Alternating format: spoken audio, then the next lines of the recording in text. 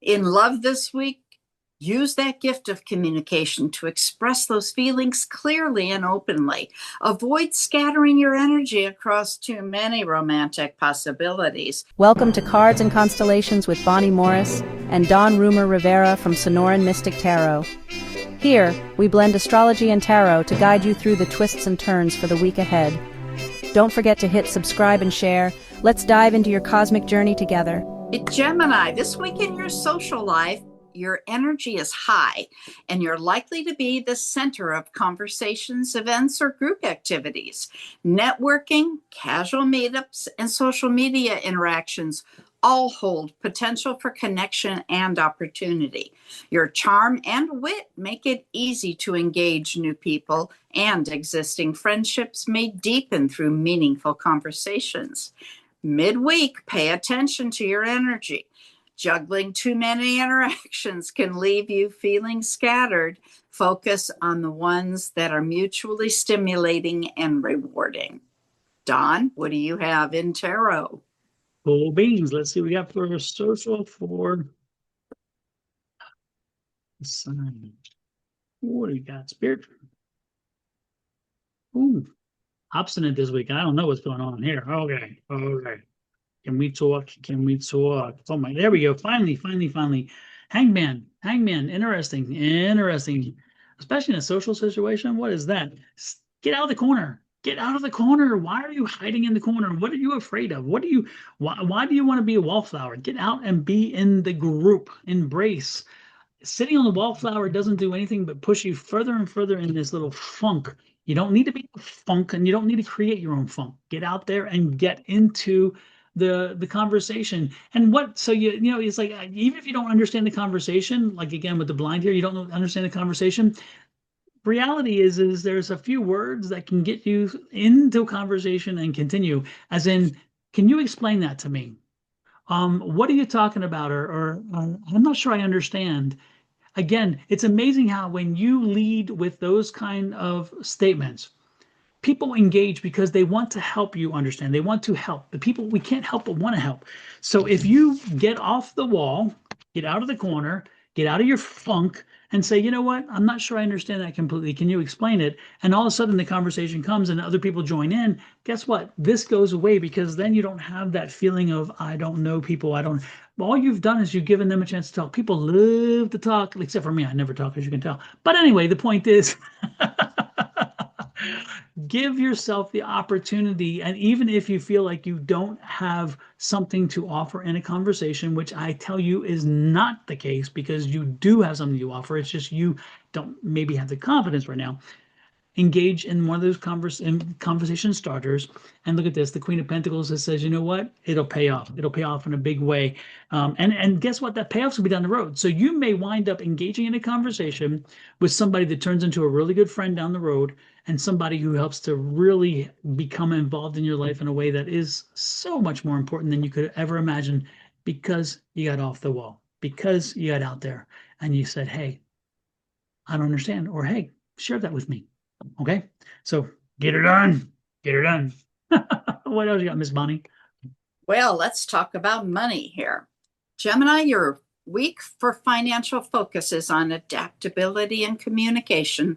Opportunities may come through networking, collaboration, or conversation with colleagues. Stay alert to the way to leverage your connections or skills into financial gain. Avoid rushing into deals without clarity. Some offers may look appealing at first, but require a little bit of scrutiny. Midweek, you may feel a sudden urge to make a purchase or investment. Take time to research and weigh those pros and cons carefully. Don, what does tarot say? Let's see what we got here for finances. Money. Show me the money. Show me the money. All right.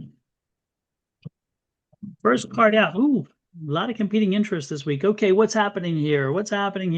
Do we have a lot of different things popping up? Don't let this scare you. Okay, if you look at your budget and you see there's a lot of competing interests with your budget, don't be afraid of your budget. Okay, don't be afraid of that economics. What you do is you take an opportunity to step back and prioritize your expenses. Okay, so prioritize the expense.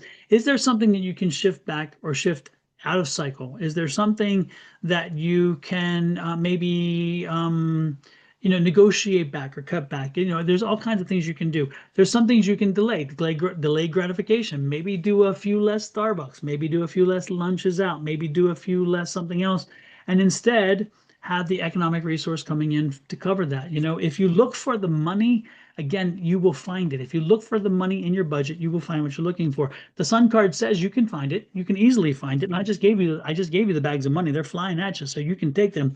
And more importantly, be strong. Again, make the decisions. They're not going to be easy. I promise you, they're not easy. I totally get that. Because again, you have a lot of competing interests. This may be a situation where, you have your kids wanting some things, and you have maybe a parent who needs something as well.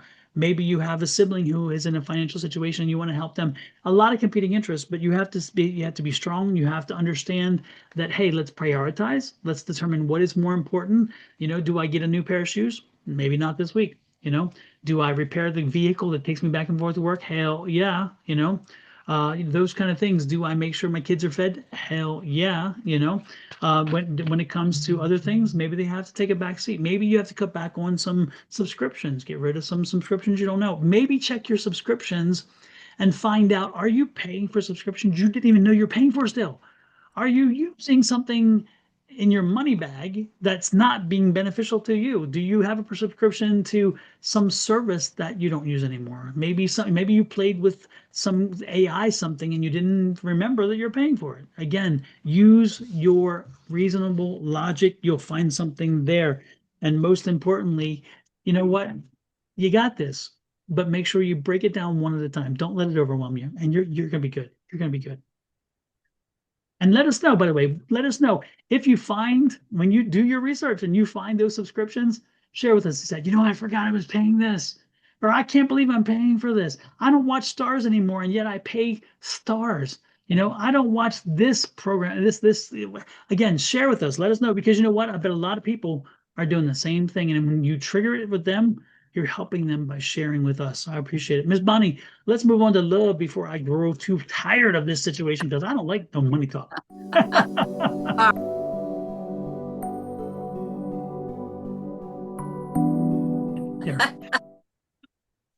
We're going to start with the moon. And this week on Tuesday, October 7th, we have a full moon in Aries.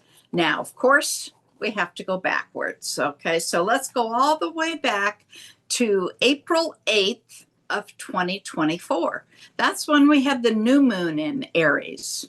Then we move forward to January 6th of 2025, and we had the first quarter, and that's when you did all of the work.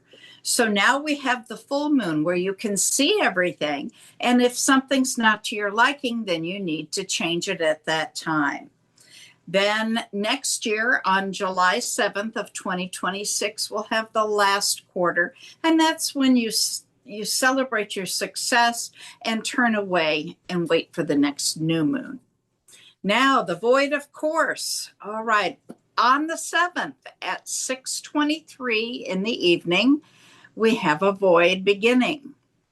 It will end about 11 hours later on the 8th at 5:13 a.m. Then again on the 10th at 12:30 in the morning, it will begin. And at 5:12, it will end. That was short. Then again on the 12th at 2:55 a.m., we have a void, of course, beginning, and it will end at 6:37 a.m. that same day. So nothing really, really bad, nothing super, super long. So our void, of course, seems to be getting back to more of a normal pattern.